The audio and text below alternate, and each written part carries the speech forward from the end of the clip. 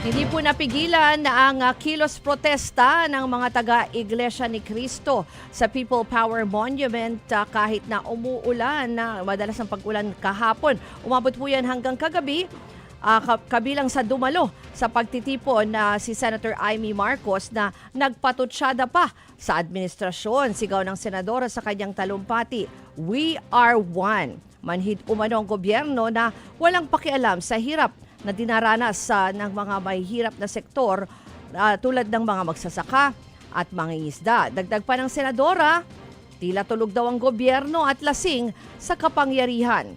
Giit din niya nagkukunwari raw ang gobyerno na hindi nakikita ang mga ebidensya at mga testigo kabilang ang 18 mga nagpakilala umanong bagman na nagsalita ukol sa male-maleta scheme daw sa flood control scandal. Samantala, may iba pang personalidad na umakyat din sa entablado, kabilang dyan ang lawyer-vlogger na si Attorney Trixie Cruz Angeles. Papatuloy naman hanggang ngayong araw ang protesta matapos aprobahan ng Quezon City LGU ang kanilang permit. Base po rito, gaganapin na lamang ang protesta ngayong araw sa kahabaan ng White Plains Avenue patungong Temple Drive. Ang schedule po doon sa permit na inaprubahan ay mula hanggang alas 8 ng umaga, mula alas 8 ng umaga hanggang alas 8 ng gabi.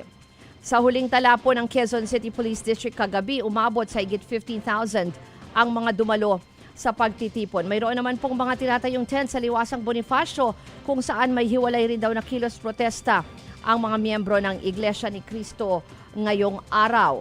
Binarikadahan na rin ang Ayala Bridge sa Maynila dahil po sa isasagawang kilos protesta at dagdag na rin yan sa security measures.